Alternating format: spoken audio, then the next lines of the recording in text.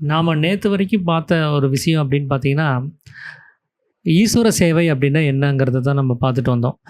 அதாவது ஈஸ்வரன்கிறது நம்மள படைச்சு, காத்து நம்மளுடைய அழிவுக்கு காரணமா இருக்கக்கூடிய ஒரு பொருளா இருக்குது. படைத்தல், காத்தல், அழித்தல் அப்படின்னு சொல்லக்கூடிய அந்த 3 தொழில்களையும் செய்யற ஒரு விஷயமா இருக்கு. நாம இதுநாள் வரைக்கும் அது யாருன்னு புரிஞ்சு வச்சிருந்தோம் அப்படின்னா, படைத்தல்ங்கிறது பிரம்மா, காத்தல்ங்கிறது விஷ்ணு, அழித்தல் அப்படிங்கிறது அந்த மகேஸ்வரன் அப்படின்னு சொல்லக்கூடிய அந்த சிவன். இவங்க தான் அந்த தொழில் பண்ணுறதா நாம் புரிஞ்சு வச்சுருந்தோம். ஆனால் சாமி அது நம்மளுடைய ஜீவசக்தியாக இருக்கக்கூடிய வாயு தான் நம்மளை படைக்கிறதும் காக்கிறதும் அழிக்கிறதுமா இருக்கக்கூடிய எல்லா வேலைகளையும் செய்யுது அப்படிங்கிறத நமக்கு புரிய வச்சதுக்கப்புறம், அப்போ அந்த ஈஸ்வர சேவைங்கிறது நாம் எங்கே செய்யணும் அப்படிங்கிறதுக்கான ஒரு விளக்கம் நமக்கு கிடைக்குது. ஏன்னா நான் ஈஸ்வரனாக இருக்கிறது இந்த 3 தொழில்களையும் செய்கிறது யாரோ அவர் தான் ஈஸ்வரன். அப்படின்னா அந்த காற்று நமக்குள்ளே இருக்கக்கூடிய மூச்சு காற்று தான் படைக்கிறதையும் காக்கிறதையும் அழிக்கிறதுமா இருக்கக்கூடிய 3 வேலைகளையும் செஞ்சிட்ருக்குது. ஒரு விளக்கு எரியணும் அப்படின்னா அதுக்கு நெருப்பு வேணும். அதுக்கு நீங்கள் நெருப்புக்கு அங்கே ஊதுனா தான் அங்கே பிரகாசம் அப்படிங்கிறது அந்த அக்னி அங்கே உண்டாகும். அப்போ அந்த அக்னி உற்பத்தி பண்ணுறது நம்மளுடைய சுவாசமாக இருக்குது. அது ஒரு வாயுவாக இருக்குது. அதை நீங்கள் ஒரு விளக்கில் பொருத்தி நீங்கள் அதை விளக்கு ஏற்றி வச்சுட்டீங்க. அதை நீங்கள் ஒரு கண்ணாடி குடுவையை போட்டு மூடி வச்சிங்க அப்படின்னா பிரகாசிக்கணும், அதை ரொம்பவும் அதிகமாக பிரதிபலிப்பாக இருக்கணும் அப்படிங்கிறதுக்காக ஒரு கண்ணாடி குடுவையை நீங்கள் அதில் வச்சுருந்தீங்க அப்படின்னா அதில் காத்தோட்டம் இருந்தால் தான் அதில் அக்னிங்கிறது எரிஞ்சுக்கிட்டே இருக்கும். தீபத்தில் காத்தோட்டம் இல்லாத மாதிரி அதை நீங்கள் அதை மூடி வச்சிட்டீங்க அப்படின்னா அக்னி அணைஞ்சு போயிடும். அப்படி தான் அதை நம்மளை காத்து கொண்டிருக்க வேண்டிய வேலைகளை அந்த வாயு அப்படிங்கிறது செய்யுது. இப்போ அந்த விளக்கை அணைக்கணும்னா நம்ம ஊதுனாலே அது அணைஞ்சும் போயிடும்.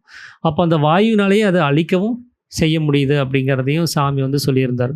அப்போ இதெல்லாம் அனுசரித்து பார்க்கும்போது நாம் இது நாள் வரைக்கும் வெளியில் பார்த்துட்டு இருந்த பிரதிஷ்டை செய்யப்பட்டுள்ள அந்த பிம்பங்களில் ஈஸ்வரன் இல்லை, நமக்குள்ளார அது வாயுவாக இருக்குது, நமக்குள்ளார மூச்சு காத்தா இருக்குங்கிறத நாம் சரியாக புரிஞ்சுக்கிட்டோம்.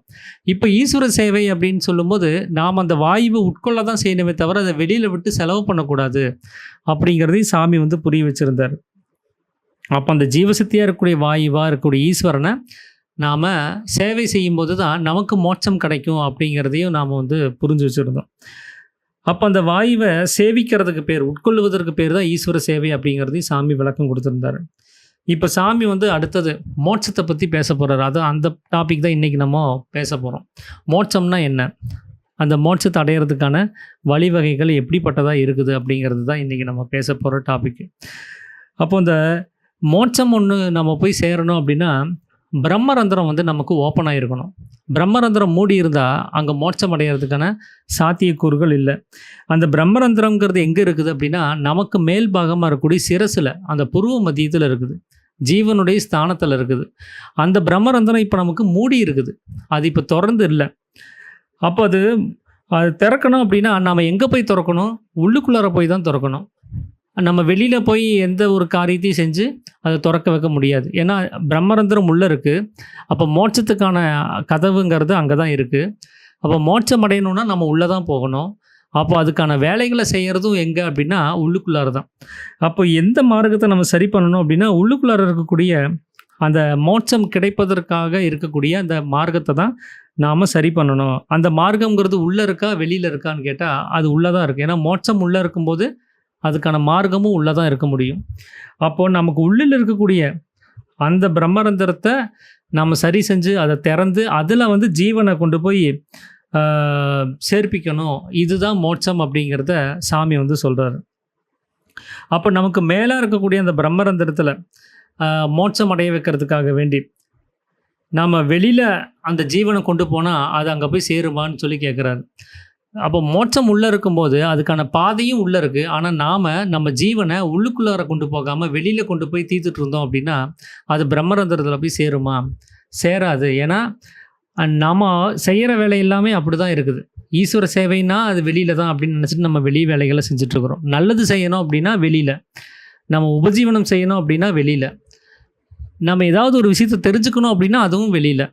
அப்போ நாம் செய்கிற எல்லா வேலையும் வெளியிலேயே செஞ்சுட்டே இருந்தோம் அப்படின்னா உள்ளுக்குள்ளார இருக்கிற ஒரு மார்க்கத்தை நம்ம திரும்பி பார்க்கறது கூட இல்லை.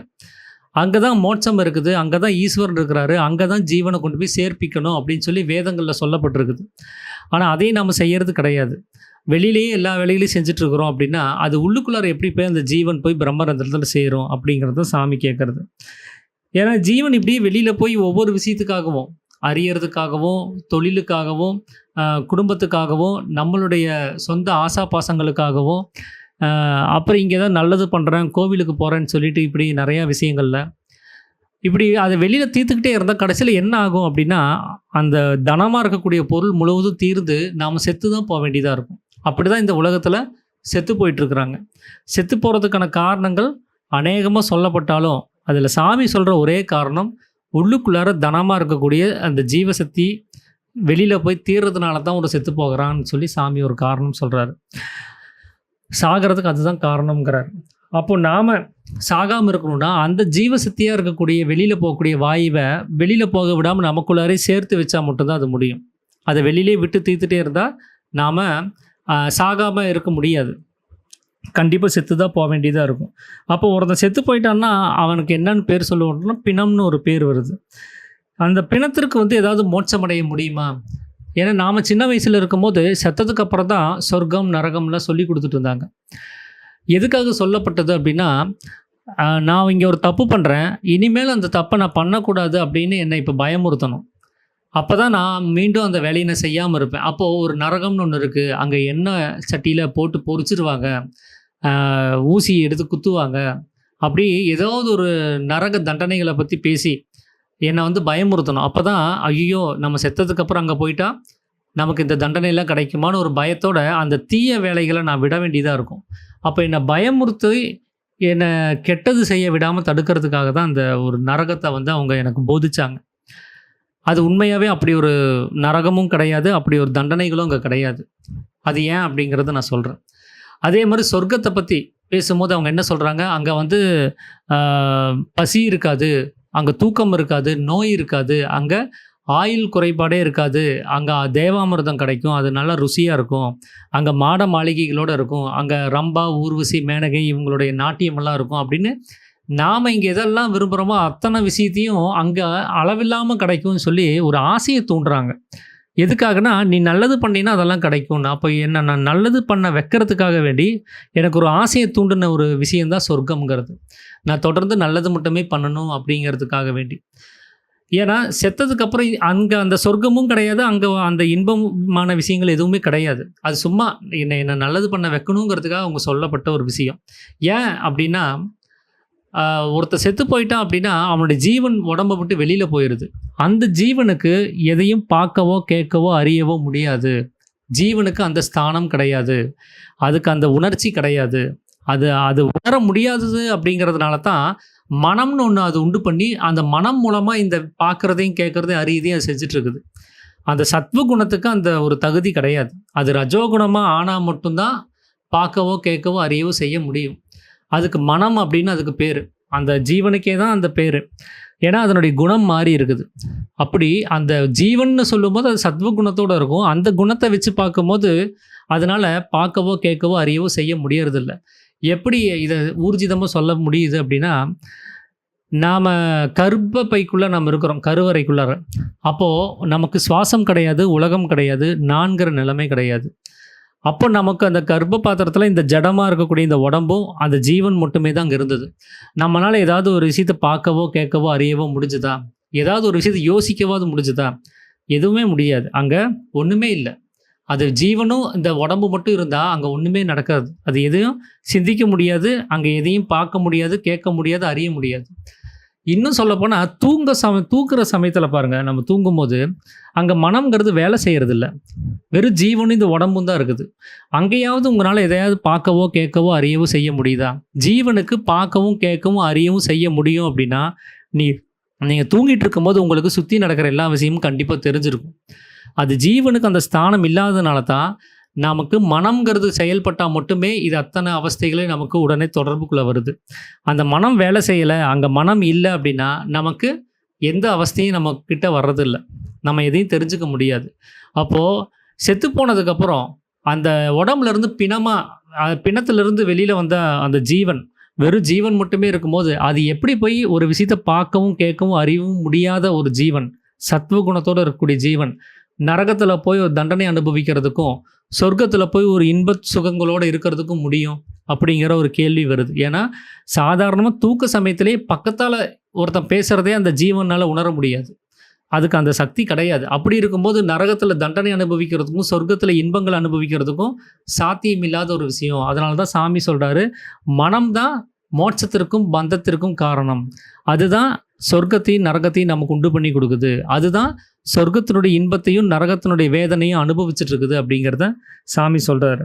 அப்போது ஒரு பிணத்திற்கு மோட்சம் இருக்கா அப்படின்னா இல்லை. ஏன்னா அந்த மோட்சங்கிறது மனம் சம்மந்தப்பட்ட விஷயம். மனம் இருக்கிற வரைக்கும் தான் அந்த மோட்சங்கிறதெல்லாம். ஜீவன் வெளியில் போயிடுச்சுன்னா அதுக்கு மோட்சமும் கிடையாது, அதுக்கு நரகமும் கிடையாது, ஒன்றுமே இல்லை. அது திரும்பவும் இன்னொரு உடம்பு எடுத்துகிட்டு வந்தால் தான் அதுக்கு ஒரு மனம்னு ஒன்று உண்டு பண்ணி, அகங்காரம்னு ஒன்று உண்டு பண்ணி, இந்த வெளி விஷயங்களையும் உள்ளுக்குள்ளே இருக்கிற விஷயங்களையும் தெரிஞ்சுக்க அதனால் முடியும். அதுக்கு அந்த ஜீவனுக்கு அந்த உடம்பும் மனசும் அகங்காரம் இல்லைன்னா அந்த ஜீவனால் எதையுமே தெரிஞ்சுக்க முடியாது. அதனால் பிணத்திற்கு அங்கே மோட்சம் கிடையாது. பிணத்திலிருந்து வெளியில் வந்த ஜீவனுக்கும் அங்கே மோட்சத்தை பற்றின எந்த ஒரு அறிவும் அங்கே உண்டாகாது. அப்போது ஏன் அதை பிணம்னு சொல்கிறோன்னா அங்கே ஜீவன் இல்லாமல் போகிறதுனால தான். அப்போ ஜீவன் இந்த உடம்புல இருக்கிற வரைக்கும் தான் மோட்சம் அப்படிங்கிற ஒரு அவஸ்தையை நம்மளால் அனுபவிக்க முடியும். அந்த ஜீவன் போயிடுச்சுன்னா அங்கே மோட்சமும் கிடையாது, அங்கே நரகமும் கிடையாது, எதுவுமே இல்லாமல் போயிடும். அப்போ அந்த மோட்சங்கிறது யாருக்கு அப்படின்னா அது ஜீவனுக்கு. அந்த ஜீவன் இந்த உடம்புல இருக்கிற வரைக்கும் அப்போ தான் அந்த மோட்சங்கிறது. அப்போ யார் போய் அந்த பிரம்மரந்திரத்தில் போய் சேரணும் அப்படின்னா ஜீவன் தான் போய் சேரணும். ஏன்னா அவருக்கு தான் மோட்சம். அப்போது ஜீவனுக்கு என்ன மோட்சம் அப்படின்னு சொல்லி சாமி கேட்குறாரு. ஜீவனை யாராவது கட்டி போட்டிருக்கிறாங்களா? ஏன்னா மோட்சம்னா என்ன? விடுதலை அப்படின்னு அதுக்கு அர்த்தம். அப்போ எதுக்காக அவரை போய் விடுதலை பண்ணணும்? யாராவது கட்டி போட்டு வச்சுருக்காங்களா? யாராவது பந்தப்படுத்தி வச்சுருக்காங்களா? ஏன்னா அவரே நிர்பந்தம் ஆயிடுச்சு. தூங்கும்போது அவர் ஈஸ்வரன் சொல்லும் போது அந்த சத்வகுணத்துக்கு பந்தமே கிடையாது. அதனால எதையும் பற்றி பிடிக்க முடியாது. இங்கே பற்றி பிடிக்கிறதெல்லாம் அகங்காரமும் மனசும் தான். அவங்க 2 பேர் தான் இந்த வேலையை செய்கிறாங்க. ஜீவனுக்கு அதெல்லாம் எதுவுமே கிடையாது. அது எதுலேயும் பந்தப்படுறதும் கிடையாது, எதையும் பற்றி பிடிக்கிறதும் கிடையாது. அது சத்வகுணத்தோடு இருக்கும்போது அது நான் வேலையை செய்யறதில்ல. அதனால தான் அவருக்கு நிர்பந்தன் அப்படின்னு சொல்லி ஒரு பேர் இருக்குது. ஏன்னா நிர்பந்தன் அப்படின்னா அவர் பந்தம் இல்லாதவர்னு அர்த்தம்.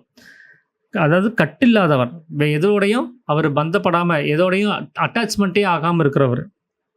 நிர்முக்தன் அப்படின்னு அவருக்கு ஒரு பேர் இருக்குது. அதாவது முக்தி பூர்ணன் அப்படின்னு சொல்லி அர்த்தம். எப்படி முக்தினா என்ன? சம்சார பந்தத்துலேருந்து ஈடுபட்டு, அதாவது வெளிப்படுறது தான், அதுலேருந்து வெளியில் வர்றது தான் முக்தி.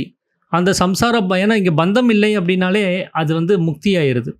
அப்போது பந்தத்துலேருந்து விடுதலை ஆகும் போதே அவர் நிர்பந்தன் அப்படின்னு ஆயிடுறாரு. அப்போ அவருக்கு அந்த முக்தி பூர்ணன் அப்படிங்கிற அந்த ஒரு விஷயமும் வந்துடுது.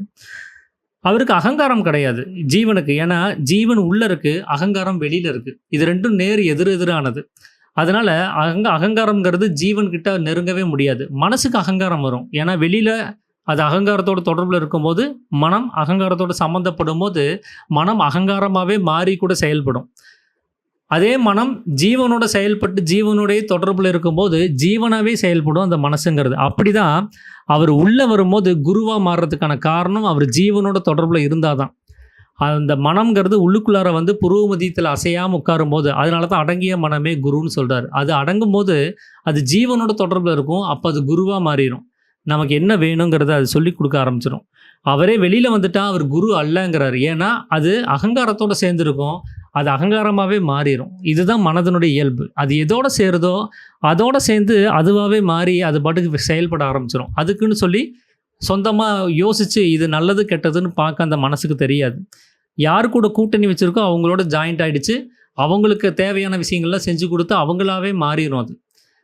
அதனால தான் மனம் எங்கே இருக்கணுங்கிறத நாம் தீர்மானிக்க வேண்டிய ஒரு நிலைமையில் நாம் இருக்கிறோம். அது வெளியில் இருக்கணுமா உள்ளே இருக்கணுமா அப்படிங்கிறத நாம் தான் தீர்மானிக்க வேண்டியதாக இருக்குது. நாம் தான் அதை எங்கே இருக்கணுமோ அங்கே அதை கட்டி போட வேண்டிய ஒரு அவஸ்தையில் நாம் இருக்கிறோம்.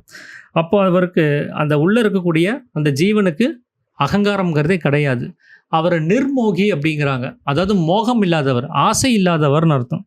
அப்போ அவருக்கு ஆசையே கிடையாது. அது இது வேணும் வேண்டாம் அப்படிங்கிற அந்த விருப்பு வெறுப்பு இதெல்லாம் எதுவுமே கிடையாது. அதெல்லாமே அகங்காரத்துக்கு உண்டான ஒரு குணம். அதுதான் இது வேணும் வேண்டாங்கிறத முடிவு பண்ணுது. ஒரு சின்ன குழந்தை இருக்குது, அந்த குழந்தை கையில் நீங்கள் எதை எடுத்து கொடுத்தாலும் அது பாட்டுக்கு விளையாடிட்டு அது பாட்டுக்கு வாயில் வச்சுட்டு பேசாமல் இருக்கும்.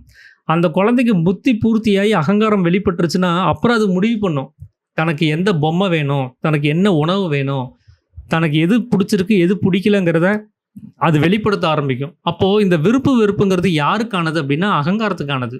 அந்த குழந்தைக்கு அகங்காரம் பூர்த்தி ஆகாதப்போ அந்த குழந்தைக்கு அந்த அறிவு வர்றதில்ல. இது எனக்கு வேணும் வேண்டாங்கிற தீர்மானத்தை அது எடுக்கிறது கிடையாது. அந்த தீர்மானத்தை எப்போ எடுக்குதுன்னா அகங்காரம் வந்தால் தான் எடுக்குது. அப்போ அந்த விருப்பு வெறுப்புங்கிற அந்த ராகத்து வேசாதிகள் அவங்கெல்லாம் யாருக்கானது அப்படின்னா அகங்காரத்துக்கானது. அப்போ அவருக்கு அந்த மோகமும் கிடையாது ஜீவனுக்கு. அவர் பற்று இல்லாதவராக தான் இருக்கிறார். எதையும் பற்றி பிடிச்சிட்டு இருக்கக்கூடிய ஒரு ஆளாகவும் இல்லை. அப்புறம் எதுக்காக அந்த ஜீவனுக்கு மோட்சம் அப்படின்னு சாமி கேட்குறாரு. அவருடைய கேரக்டர் இப்படியெல்லாம் இருக்குது. அவருக்கு அகங்காரம் கிடையாது, அவருக்கு சங்கம் கிடையாது. அதாவது அவருக்குன்னு சொல்லி தனிப்பட்ட ஒரு சங்கம் கிடையாது, அவருக்குன்னு ஒரு பற்று கிடையாது, அவருக்குன்னு ஆசை கிடையாது. இப்படி ஒரு நிலையில் இருக்கக்கூடிய ஒரு ஆளுக்கு எதுக்காக மோட்சம் அப்படின்னு தான் சாமி இப்போ கேட்குற கேள்வி. அப்போ மோட்சம்னா என்ன? அது ஒரு விமோச்சனம். விமோச்சனம்னா விடுதலை. விடுதலைனா என்ன? பந்தத்திலிருந்து விடுதலை ஆகிறதுக்கு பேர் தான் விடுதலை அப்படின்னு சாமி சொல்கிறார். அப்போது ஜீவனை யாராவது கட்டி வச்சுருக்காங்களா அப்படின்னா இல்லை. ஆனால் யாருமே ஜீவனை கட்டி போடலை. ஆனால் அந்த ஜீவன் என்ன பண்ணியிருக்குதுன்னா அதுவே வெளியில் வந்து வெளியில் இருக்கக்கூடிய விஷயங்களை பற்றி பிடிச்சிக்கிட்டு இதை நான் அனுபவிப்பேன், இதை நான் தெரிஞ்சுக்குவேன் அப்படின்னு சொல்லிட்டு அதை பிடிச்சிக்கிட்டு புலம்பிகிட்டு இருக்குது அப்படிங்கிறார். அதை அவர் இன்னும் தெளிவாக அவர் அதை நல்லா சொல்லியிருப்பார். எப்படின்னா தன்னில் இருக்கின்ற ஜீவன் வெளியில் வியாபித்து விஷயங்களை பற்றி பிடித்து புலம்பி கொண்டிருப்பதற்கு பேர் தான் பந்தம் அப்படிங்கிறார். அப்போ அது வெளியில் வந்து விஷயங்களை பிடிச்சிருச்சு அப்படின்னாலே அது பந்தம் தான். அது பிடிச்சது எதுக்காக? பார்க்குறதுக்காகவோ கேட்குறதுக்காகவோ அறியறதுக்காகவோ எதுக்காக வேணா இருக்கட்டும். நான் சும்மா பார்க்க தான் வந்தேன் அப்படின்னா அதுவே பந்தம் தான். அது நான் சும்மா தெரிஞ்சுக்க தான் வந்தேன் அப்படின்னா அதுவும் பந்தம் தான். நான் இதை அறிஞ்சிக்கிறதுக்கு தான் வந்தேன், இதை கேட்குறதுக்கு தான் வந்தேன் அப்படின்னா அதுவும் பந்தம் தான். அதனால் வெளியில் வந்து விஷயங்களோட கனெக்ட் ஆகிடுச்சு அப்படின்னாலே அது பந்தம் அப்படின்னு சொல்லி சாமி சொல்லிட்டார். அந்த வெளி விஷயங்கள் தான் இந்த உலகம்ங்கிறது. அப்போது காலையில் எந்திரிச்சு முழிச்சு வெளியில் வர்றோம், இந்த உலகம் நம்ம கண்ணில் தென்படுது அப்படின்னா இந்த ஜீவன் பந்தப்பட்டுருச்சுன்னு அர்த்தம். அப்போது தூங்கும் போது நமக்கு அந்த ஜீவன் பந்தம் இல்லாமல் அது அமைதியாக இருக்குது. அது இப்போ தூக்கத்துலேருந்து விழித்து வெளியில் வந்த உடனே பந்தம்ங்கிறது உண்டாயிருது.